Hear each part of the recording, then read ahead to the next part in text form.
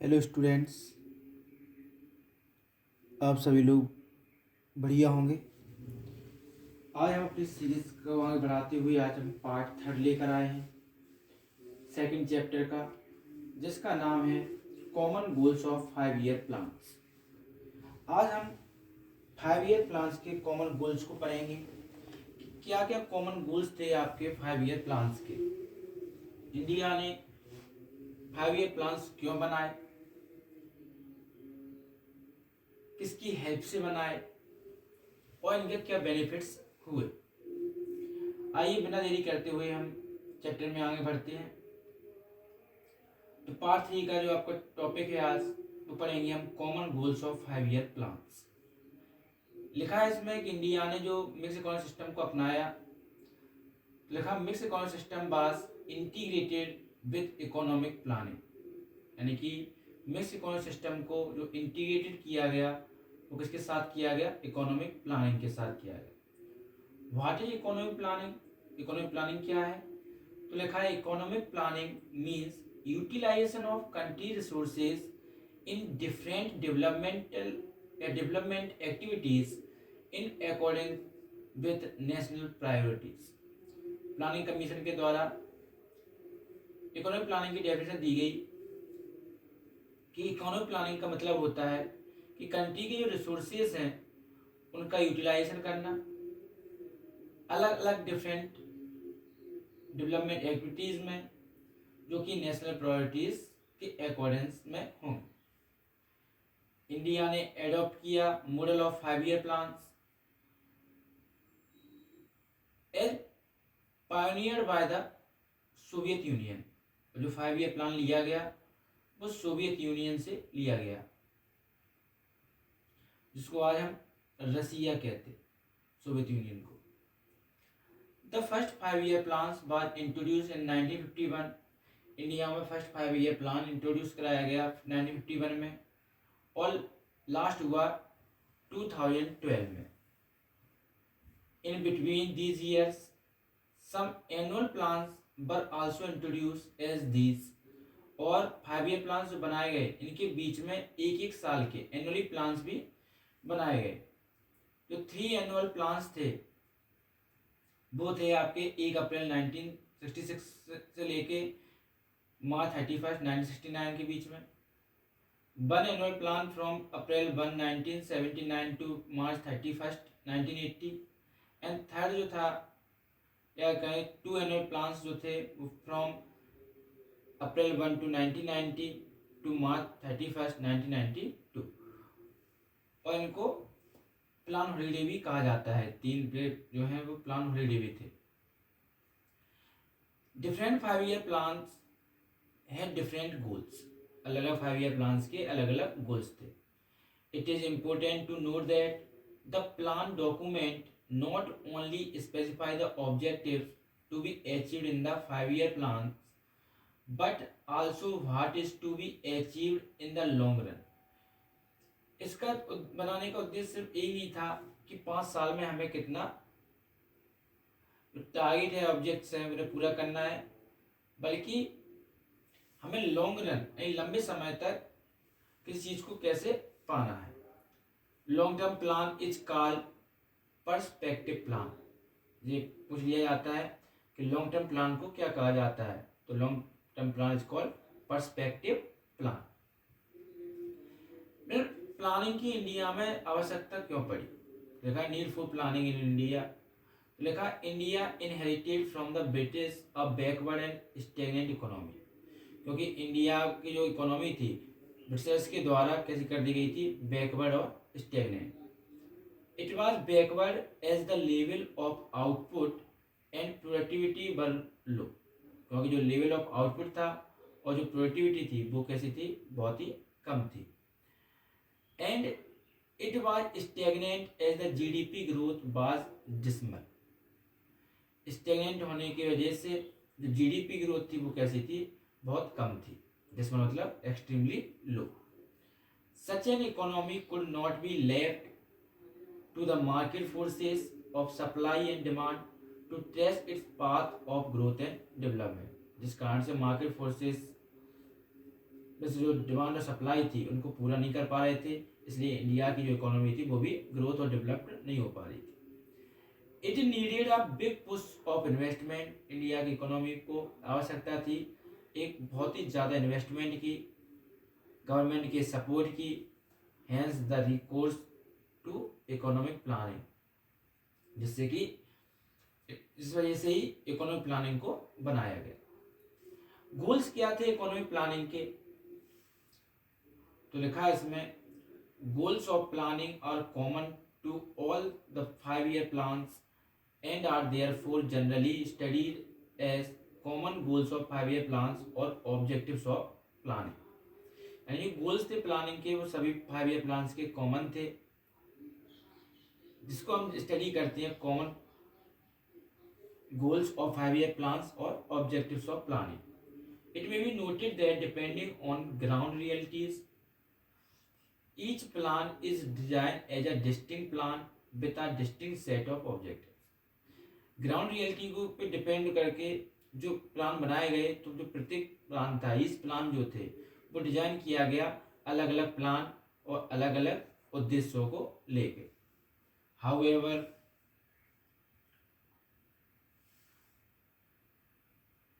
according to syllabus specification by CBSE, we are focusing only on common goals of 5 year plans। CBSE के syllabus में आपके सिर्फ common goals of 5 year plan दिए गए जो कि नीचे हैं। इससे पढ़ने पहले हम पढ़ते हैं कि why should plans have goals, plans के गोल्स क्यों होने चाहिए। तो लिखा है without goals there is no planning, बिना गोल्स के कोई प्लानिंग संभव नहीं है। In fact, planning is defined as a strategy that defines how to allocate the country's scarce resources to different uses with a view of achieving a given set goals। These goals often relate to growth and social justice। मेरा first point जो दिया गया GDP growth है common goals का, तो लिखा है increase in GDP implies increase in the level of output in the economy. अगर जीडीपी बढ़ेगी तो कंट्री की आउटपुट का जो लेवल है वो भी बढ़ेगा। इसका मतलब है it implies an increase in the flow of goods and services in the economy. इसका मतलब है कि गुड्स और सर्विसेज का जो फ्लो हो रहा है वो इंक्रीज हो रहा है। When the increase in the flow of goods and services is consistent over a long period of time, it is called economic growth। और ऐसे ही गुड्स और सर्विसेज लगातार बढ़ती रहेंगी तो हम कहेंगे कि इकोनॉमिक ग्रोथ हो रही है। Thus GDP growth leads to economic growth. वैसे हम कह सकते हैं कि यदि जीडीपी बढ़ेगी तो देश की इकोनॉमी भी बढ़ेगी या इकोनॉमिक ग्रोथ भी होगी। आगे लिखा increase in GDP depends on 2 factors. GDP का बढ़ना 2 फैक्टर्स पर डिपेंड करता है। पहला है increase in resource base of the country, resource base का बढ़ना। दूसरा इंक्रीज इन प्रोडक्टिविटी। प्रोडक्टिविटी मतलब output per unit of input through innovative technology, नई टेक्नोलॉजी से प्रोडक्टिविटी को बढ़ाना, ये भी जीडीपी पर डिपेंड करती है। लिखा है planning in India was to ensure that natural resources were fully explored and production technology was continuously improve.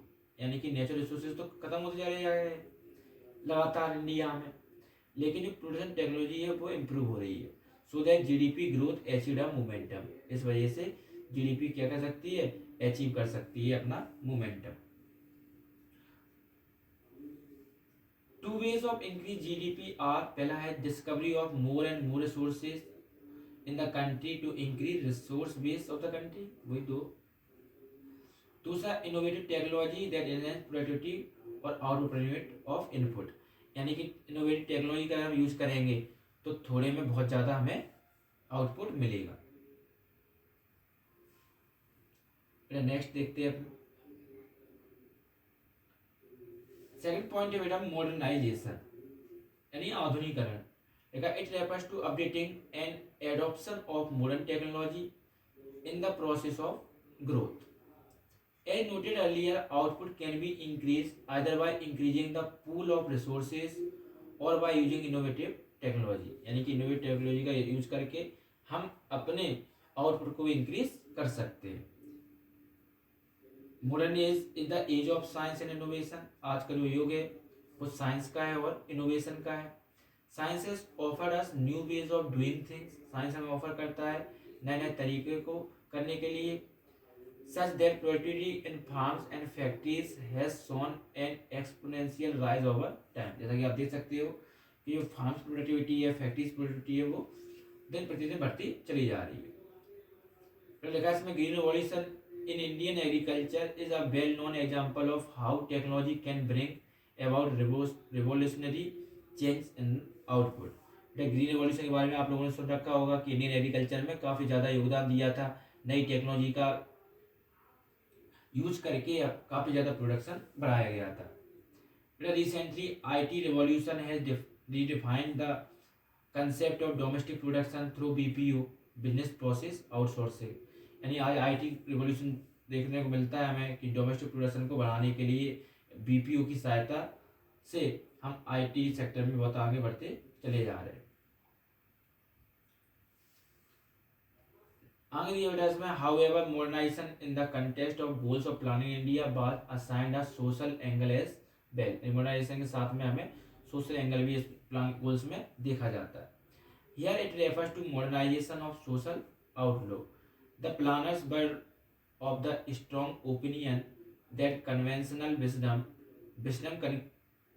Without a valid reason, conventional wisdom मतलब wisdom without a valid reason must give way to modern outlook. यानी planners थे, उनका बहुत strong opinion था, उनका conventional wisdom की सहायता से उन्होंने क्या किया, give way to modern outlook. It include issues like empowerment of women so that like men they also could participate in the process of production and contribute to the process of economic and social property।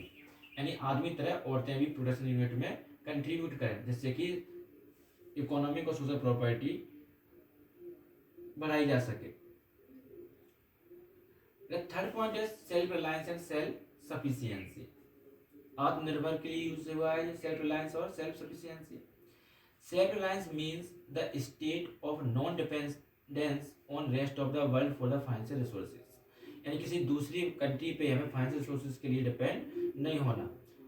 Self sufficiency का मतलब है state that non dependence upon rest of the world for the essential supplies in the domestic economy. यानी essential supply of domestic economy के लिए हमें किसी दूसरी country पे क्या नहीं होना है, डिपेंड नहीं होना। आगे लिखा है इसमें ये जो ट्विन गोल्स हैं सेल्फ रिलायंस और self sufficiency was accorded a high priority during the first 7 plans. इनकी प्रायोरिटी कब बहुत ज़्यादा थी, जब पहले 7 प्लान बनाए गए। The basic idea was not to expose Indian economy to political pressure from rest of the world when we are dependent upon them for the supply of essential goods.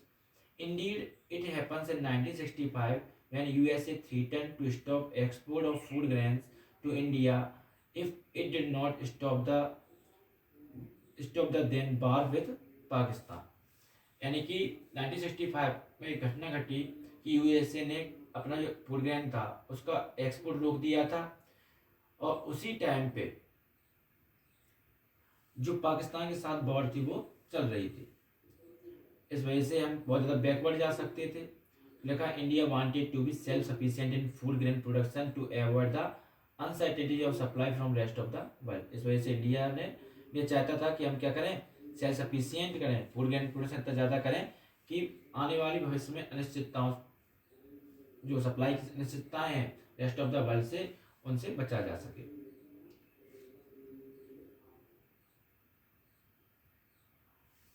Fourth point जो है वो है आपका equitable distribution और equity, यानी समानता के लिए यूज हुआ है। लिखा economic growth would become a meaningless exercise if the benefits of growth accrue to only a handful of people in the society।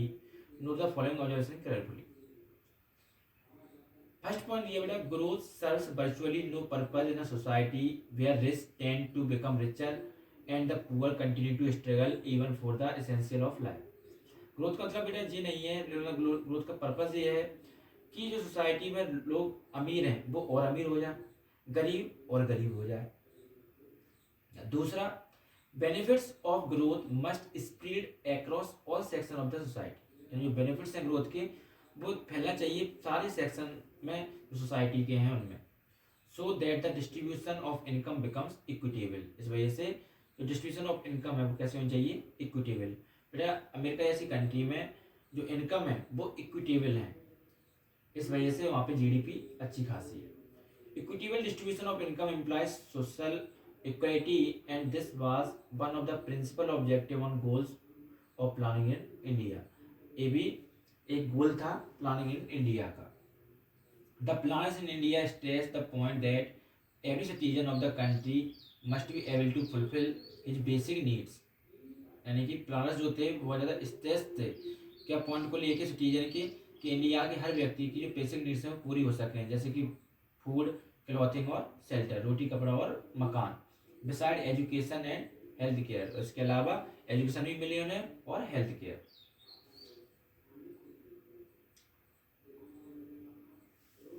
आगे दिया इसमें, depending upon our need and means our planners have been redefined the relative significance of different objectives from plan to plan. अलग अलग plan में वो अलग अलग objectives को पूरा करने के लिए रीडिफाइन करते रहे। On the whole the focus has been on achieving better quality of life across all section of the society, now popularly known as inclusive growth. आज प्लान्स बनने से एवरी सोसाइटी की ग्रोथ हुई, तो आज ऐसी सोसाइटी के ग्रोथ को या बेटर क्वालिटी को हम कहते हैं इंक्लूसिव ग्रोथ। क्या कहा जाता है, तो यहाँ से क्वेश्चन बन जाता है, what is inclusive growth. Conclusion chapter का तो लिखा, mix economy with planning become our model of growth, यानी मिक्स इकोनॉमी विद प्लानिंग के ये हमारा मॉडल ऑफ ग्रोथ था आफ्टर इंडिपेंडेंस के बाद। The public sector was to play the flexive role in the growth, यानी पब्लिक सेक्टर ने एक फ्लेक्सिव रोल निभाया ग्रोथ के लिए और डेवलपमेंट के लिए कंट्री के। The growth process was to pursued according to the specified target plan after plan, जो ग्रोथ प्रोसेस था उसको परस्यूड किया गया अकॉर्डिंग टू स्पेसिफाइड टारगेट, उसके लिए उन्होंने प्लान आफ्टर प्लान बनाए। मेरा वीडियो आपको अच्छा लगा हो, इसी के साथ हमारा जो सेकंड चैप्टर है वो फिनिश होता है। नेक्स्ट सीरीज में हम चैप्टर 3 को डिस्कस करेंगे। अगर वीडियो पसंद आया हो तो चैनल को सब्सक्राइब करें, कमेंट करें, लाइक करें और अपने दोस्तों को शेयर करें। Thank you for watching.